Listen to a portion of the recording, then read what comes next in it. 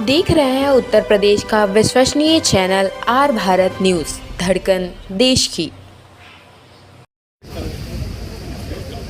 बताइए, नमस्कार। आपकी बातें नहीं सुन रहे हैं, क्या बोल रहे हैं? मैं तो Pragatisheel Araji line farmer producer company limited अच्छा। अवार्ड से कोशिश है और इसको पार्टिसिपेट किया है नेशनल अवार्ड फाउंडेशन ने। और ये हमारा जो है कि आपके तमाम जो है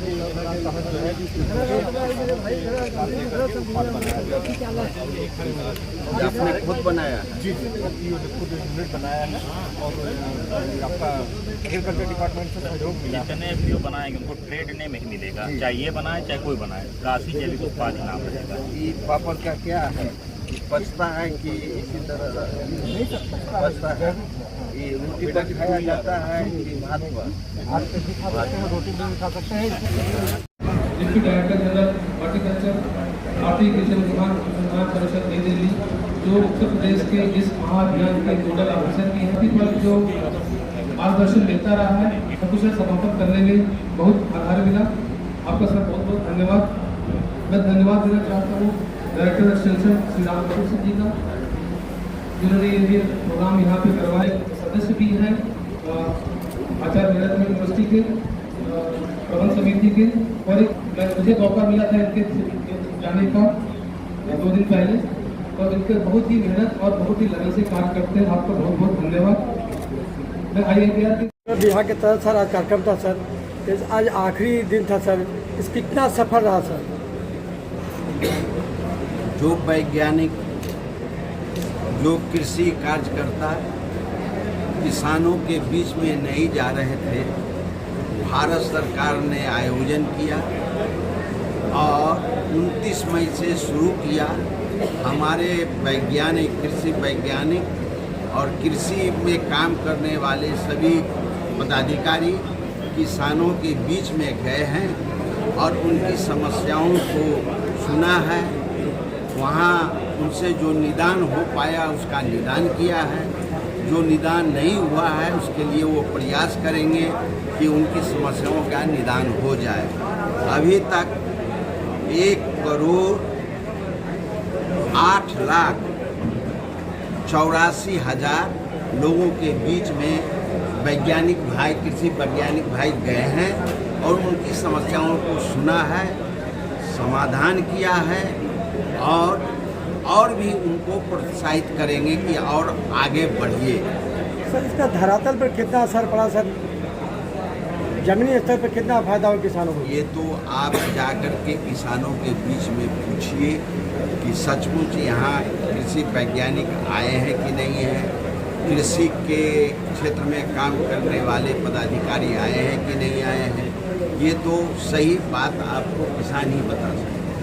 सर किसानों की समस्या ये नील गाय की, सर इस पर पता नील गाय की बड़ी समस्या है।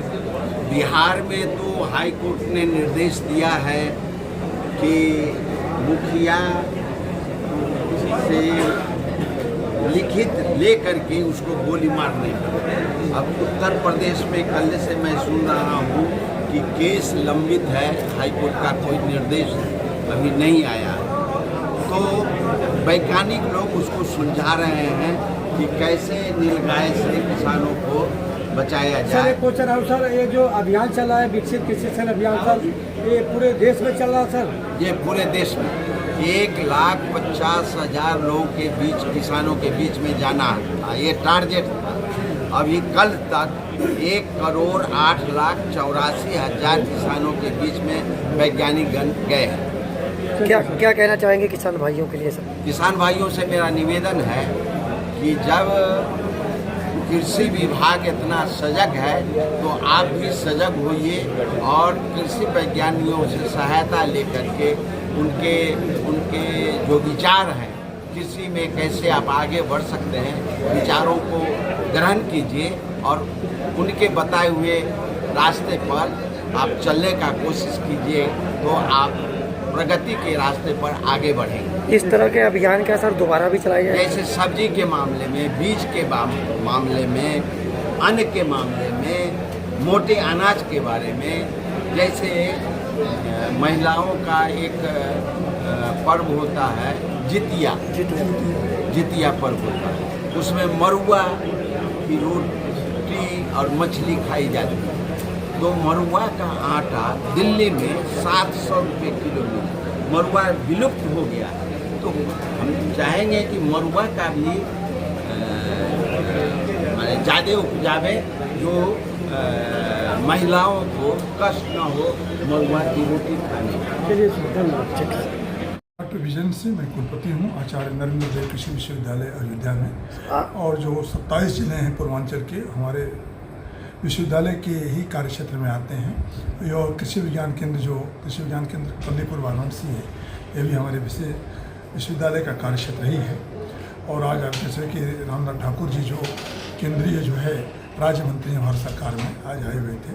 समापन समारोह है और उसी में ज़िले में हमारी जो है कृषि विज्ञान केंद्र, विश्वविद्यालय के वैज्ञानिक, भारतीय सब्जी अनुसंधान के और जिला के जो कृषि के अधिकारी हैं, संबंधित विभागों के भी मिलकर जो 3 शिफ्ट में 29 मई से लेकर आज तक जो कार्य कर रहे थे, उसी का माननीय मंत्री जी आए हुए थे। इसका मुख्य उद्देश्य ये है कि हम किसानों की आय को कैसे जो है बढ़ावें, लागत को, खेती की लागत को कैसे कम करें, अपने मृदा और जल और वातावरण को कैसे सुरक्षित रखें, प्राकृतिक खेती या जैविक खेती के बारे में बढ़ावा दें। भारत सरकार या प्रदेश सरकार की जो कृषि या कृषि से संबंधित योजनाएं हैं, उसको हम किसानों तक पहुंचाएं ताकि किसान उसका लाभ लें।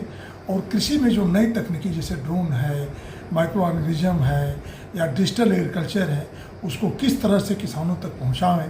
और उसके साथ साथ जो फार्मर्स प्रोड्यूसर ऑर्गेनाइजेशन है, सेल्फ हेल्प ग्रुप है, उनके माध्यम से युवाओं और महिलाओं में स्वरोजगार की तरफ हम आकृष्ट करें, इसका मूल उद्देश्य यही रहा है। इससे किसानों को कितना लाभ मिलेगा? देखिए, किसानों को तो हमारा उद्देश्य ये है कि आने वाले खरीफ के मौसम में जो एक ही गांव में कुछ किसानों का जो है औसत उपज ज़्यादा रहती है, कुछ की कम रहती है, तो जिनकी कम रहती है उनकी औसत उपज को बढ़ाएंगे तो हर उस किसान का लाभ होगा, गांव का लाभ होगा, जिले का लाभ होगा, प्रदेश, और अंत में जाकर देश में उत्पादन और उत्पादकता बढ़ेगी। और हमारा उद्देश्य, क्योंकि विकसित भारत 2047 तक हम कैसे जो है अपने उत्पादन क्षमता को और बढ़ाएं, और उसी की शुरुआत एक जो है माननीय प्रधानमंत्री जी के नेतृत्व में जो है उनका दिशा निर्देश में केंद्रीय कृषि मंत्री, केंद्रीय राज्य मंत्री, प्रदेश के माननीय मुख्यमंत्री जी, कृषि मंत्री जी और पूरा कृषि से संबंधित विभाग मिलकर विश्वविद्यालय इस अभियान को जो है सफल बनाने में अपना सार्थक भूमिका अदा की है। किसान भाइयों के लिए क्या कहना चाहेंगे दोस्तों? किसान भाइयों के लिए ये कि उनको समय से खेती करें, खेत का समतलीकरण करें, अच्छी प्रजातियों का चुनाव करें, और अभी से अगले फसल सीजन में कौन सी प्रजाति लगाई है उसकी भी रूपरेखा तैयार कर लें, और किसी भी फसलों की जो अगेती जो है प्रजातियों को लगाएं। खेत में कम से कम जो है कीट बीमारियों के लिए जैविक खेती या प्राकृतिक खेती को अपनाएं, और खेती को रोजगार की तरह से लें, केवल जीविकोपार्जन के साधन की तरह से नहीं, जिसकी बाजार में ज़्यादा मांग हो और जिस समय मांग हो उसके अनुरूप उनको खेती करने की आवश्यकता है।